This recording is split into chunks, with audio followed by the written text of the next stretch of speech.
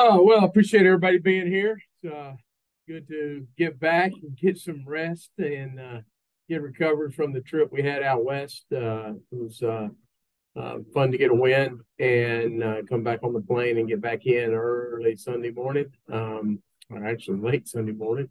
Could have went to the Waffle House, but chose not to. Went to bed and got ready to prepare for a really good Austin Peay football team.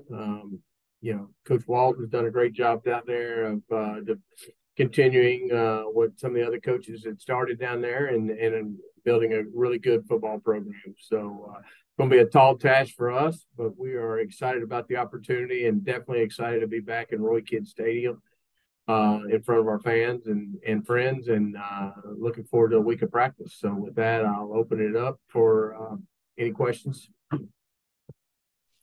Coach, you talk about the conference as a whole. We saw Central Arkansas lose this week, and I know you guys don't pay attention to the other games a whole lot, but I think that kind of just puts a bigger emphasis on this game for you all.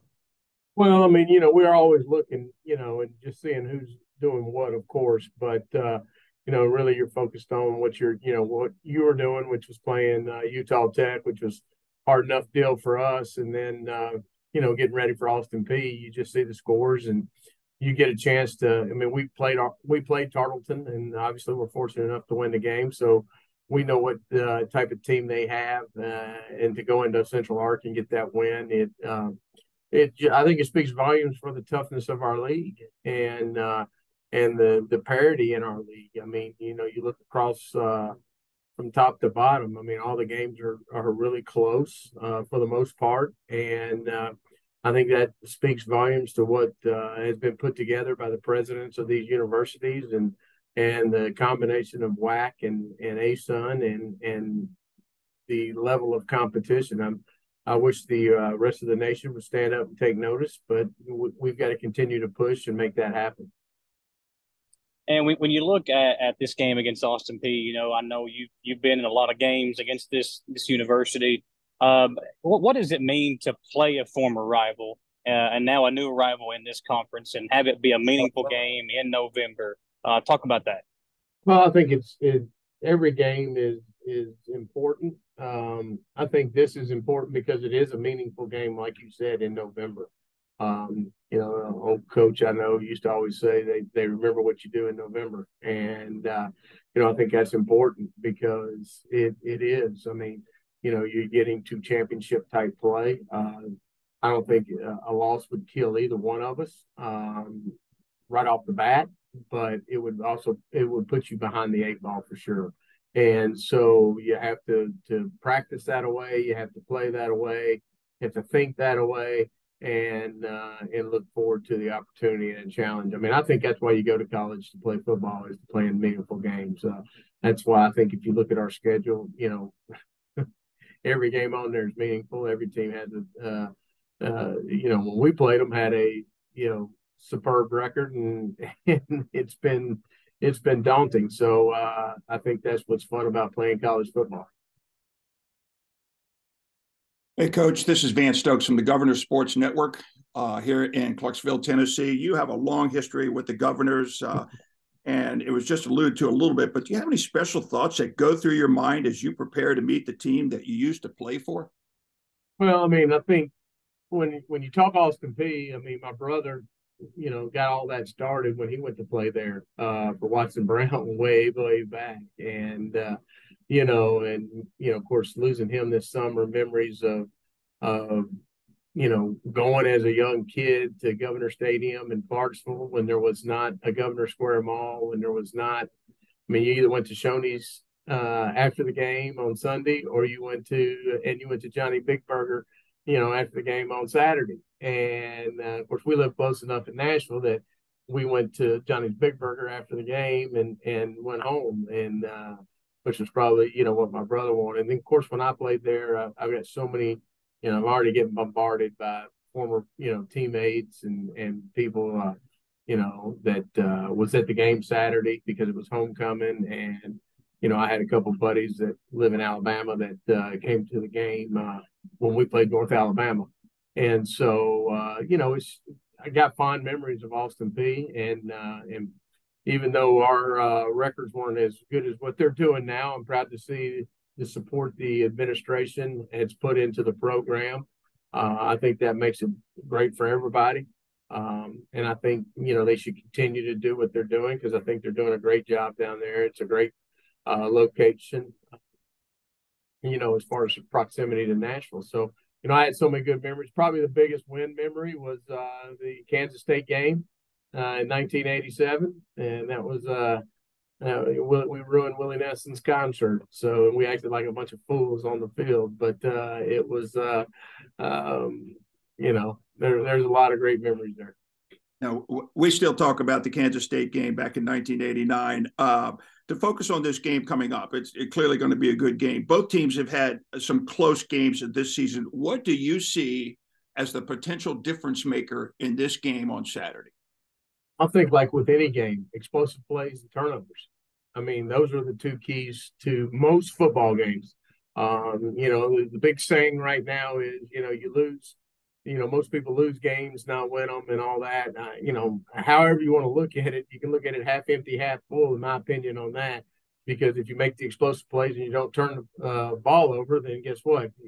You've won the game. I think that's the key. I think both teams are very talented, and I think both teams got excellent quarterback play. It should be. I mean, Kentucky's out of town. I mean, this. If we could get Roy Kidd Stadium packed, this should be a great game. And I'm looking forward to our week of prep and seeing how our team reacts to the possibility of being, in that position. Okay. Thank you very much, Coach. Yes, sir. Hey, Coach. You've won 4 out of your last 5. Austin Peay's won their last 6. Both teams are 3-0 in the conference. With it winding down and big implications in this game, talk about the message you're sending to the team this week. Well, I mean, it's a big game. And I think, if I've got to say that very often, I don't know if our kids are dialed in, to be quite honest with you. And I don't mean that in any disrespect to them. I think they know that. We hit on it, early in the team meeting on Monday. But after that, it's just, this is no disrespect to Austin Peay or, if we were playing Georgia. I mean, it's another game. You have to treat them all the same. And your goal each week is to improve and get better from the last week. And, I think that's what's important to our football team and, maintaining their health, maintaining their focus.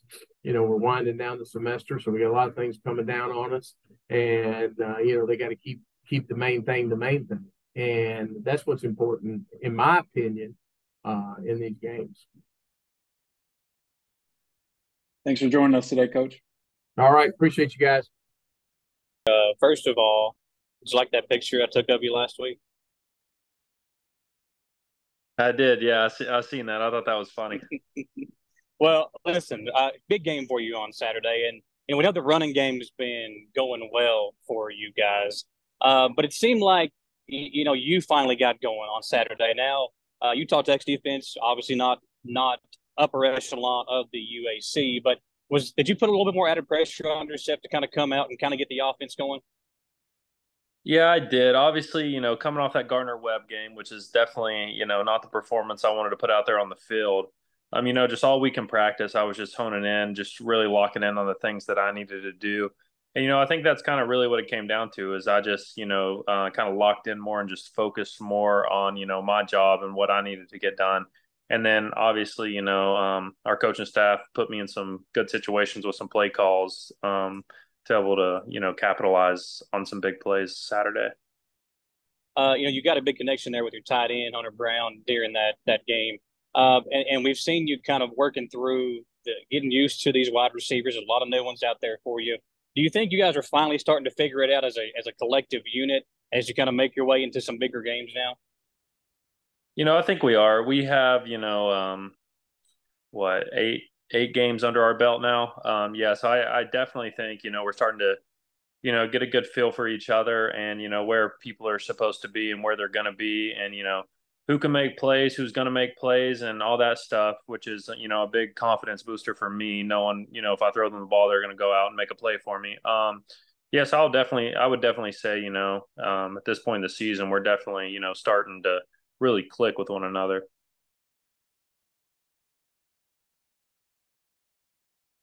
Hey, Parker, this is Van Stokes from the Governor Sports Network. It's been my pleasure to watch you play through the years. You are clearly a leader within the Eastern Kentucky program, and my hat's off to you. You've looked at teams past, been a part of teams past. What stands out to you about this year's team? Yeah. First of all, I appreciate what you said in the beginning, but what stands out about this year's team is I feel like everyone on this team, they want to win, and I think that's the biggest thing. I don't think we have a lot of, selfish players who just want to, get theirs, or, they want to make this play or that play. I think, really as a whole, I really feel like, we have a great group of guys who are really just out there wanting to win the game and doing whatever that takes of them, whether it's playing 70 snaps or whether it's playing 6 snaps and making those 6 snaps the best that they can make them. I will say, that's probably the difference in this year's team from teams past. I appreciate it. Thank you very much. Thank you. Hey, Parker, I've got a question from Greg Stottlemyre. He noted that your first game as a college player was in 2018 against Austin Peay. You came off the bench in the third quarter and led EKU to a win. Just talk about what you remember from that game and how far you've come as a player. Yeah, I mean, obviously that feels like forever ago. But I do remember that game a lot. Obviously, a lot of nerves kind of going into it that game, because first time I've ever stepped on a college field, kind of just got thrown into the fire. I was playing scout team the week before, and then next thing you know, I'm thrown into the fire in the middle of the game. Obviously that was a big win for us. I remember super close game throughout the whole game. Our defense made some great plays that game, but obviously, that's like one of the memories I'll carry with me, for the rest of my life as far as, college football goes. And then on paper, this is setting up to be a quarterback duel. Talk about your mindset and how you prepare when another talented QB comes to town. Yeah, obviously Austin Peay's quarterback, he's having a great season, super great player. He had a big game against us last year. As far as my mindset goes, is I just try and focus on the things that I can control. I can't control how he comes and plays, or, if he throws for 7 touchdowns. I mean, last game he threw for 6 touchdowns. Like I said, he's a great player. I can just focus, on the things that I can control and do my best to just go out there and play to the best of my ability. When we've talked to Coach Wells over the last 4 or 5 weeks, the run game has gotten a lot of praise, and I feel like the majority of that is because of the offensive line, what you guys are doing, opening up holes, and you were able to do that again against Utah Tech, especially for Carter on some big plays for him. But when you look at the run game, what do you guys talk about, each week about being able to get these guys going between, Carter and Sloan and some of the other guys that are taking reps at running back? Well, I think the main thing we talk about is consistency and everything in terms of communication, technique,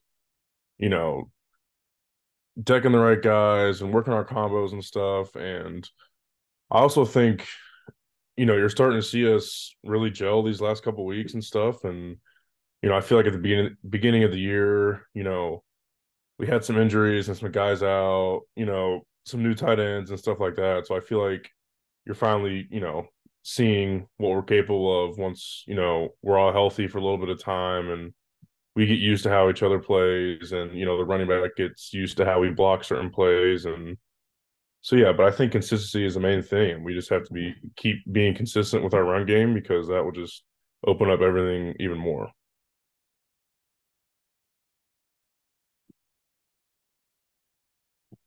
Hey, Peyton, it seems like Parker's taken the majority of his hits outside of the pocket. Talk about how the line is preparing with such a talented defense coming to town, and especially an experienced one.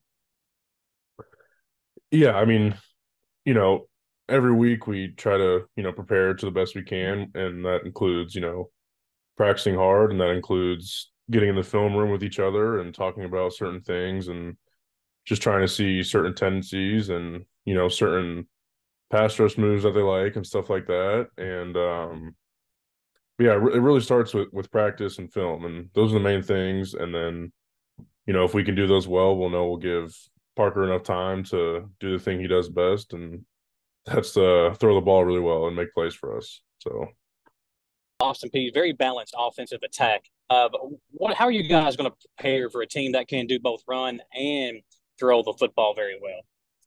Well, see, that's a hard one because that's basically just coming up with defense. And we come up with strategies each week depending on personnels and formations that they like to run. But that's just defense, where to combat a good offense, you got to come with a good defense. You got to come with all your details. You got to come with all the minute details, and you got to be technically sound, especially against a ridiculously high-powered offense like these guys. You gotta respect them as opponents and know that you can still go out there and compete with them. So it's about building confidence in yourself and your abilities as a team and a defense instead of worrying really about what they can do. Hey, Ryan, Vance Stokes from the Governor Sports Network. And just to tack on to the last question, Austin Peay is an offense that runs high tempo, high velocity. They run and they throw the football. But the other thing they do is they give you multiple looks on offense. They shift a lot. Any special concerns about, their shifts and their motion? Yeah, of course there'll be concerns. They like shifting and motioning to see if you won't line up right, to see if they can get numbers advantage. They run a lot of gap scheme stuff with their offense too. So they like messing you up formationally to try and confuse people. So as long as you can stay committed in your own details and committed in what you know as a football player, and you can line up perfectly right, motioning and tempo, it'll be an issue because obviously it's fast and obviously stuff's moving really fast. But if you stay locked in on your details and locked in on the little stuff, you can at least line up correctly to be in position to make plays.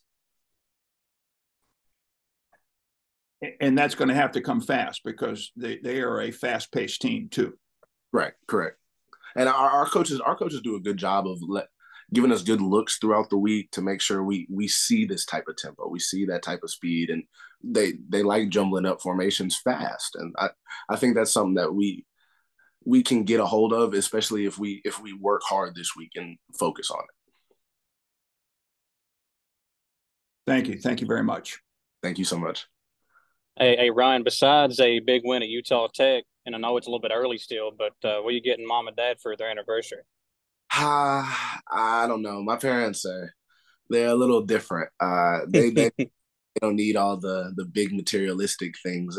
A call or a FaceTime call is all they really need from me every now and then. But Colonel Wynn will do just as well. A Ryan Jackson big play will make my mom happy, or maybe some mints or a puzzle or something. We'll see. Well, if you need to get me on there on the Zoom call or on the FaceTime call, let me know. We'll sing happy anniversary to them somehow. I sure will. Yeah, Patrick. Yeah, we talked a little bit about this last week, but in the elements down there, and not really, the elements were fine, but just what was it like kicking at Utah Tech this past weekend? Yeah, I mean, it was fun. I enjoyed it. The ball definitely was affected by elevation a little bit more than I thought it was going to. The ball definitely traveled more. So that was exciting. But on the contrary to that, the wind also affects the ball more.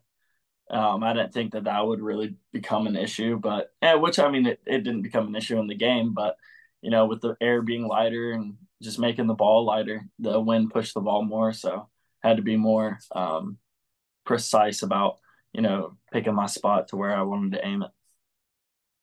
Well, we know that the home games have been a lot of fun, and now we're in that part of the year where we're in Kentucky. It's cold, and it could be another windy one for you on Saturday. So talk about that and how you're preparing this week to come back home and kick in front of the home crowd.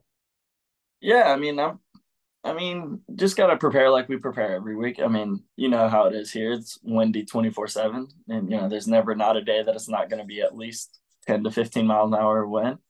So, I mean, even in practice, we're always kicking the way that we kick. We always kick into the wind. So we can always get practice there. And then when it comes to the cold, it's just one of those elements that, you can only prepare for so much. I think more of it is just staying loose on the sideline and keeping your body as warm as possible. The ball is going to be cold. Like, that's just how it's going to be. It's going to hurt a little bit, but yeah, that's pretty much it. Hey, Patrick, I got a couple for you. You made your season-long 49-yard field goal in Utah. Obviously, you just kind of touched on all the elements you had to face. Kind of talk on that a little bit more and what the special teams unit is doing to prepare for such a big game this weekend. Yeah, so for that field goal, we came out of half and the wind had switched directions. So kicking that way in the first half, the would have been into the wind, but in the second half, that was with the wind. So it was a bit different because I hadn't kicked that way with the wind, so I didn't really know exactly how the ball was going to be affected. But in the end, all 11 guys did their jobs. Duff had a great snap, Cam had a great hold, and then the other 8 guys, they blocked as good as they could for 1.25 seconds, and then we got it through. And then this season, you've kicked on brutally hot turf, a few decent fair weather games here in Richmond, cold and rainy games, Utah elevation, as you touched on, and now the weather is really turning over in Richmond. Talk about how you prepare from week to week, and then again heading into this weekend, knowing what the weather is probably going to be like. Yeah, I mean, I think when it comes to kicking, it's more of you just try to do the same thing from week to week. There's going to be little tweaks here and there. Maybe focusing on driving through the ball a little bit more, and because the colder it is, the ball's not going to travel as far. Because the ball's going to be cold, the leather's going to be hard. So I think focusing more on just driving through and finishing my body downfield, that'll help a lot when it comes to kicking off and field goals. But yeah, other than that, I mean, special teams wise, Duff's always been solid, so I don't really have any issues with him snapping in cold weather. Cam's been doing great for us this year, so I think we'll perform solidly.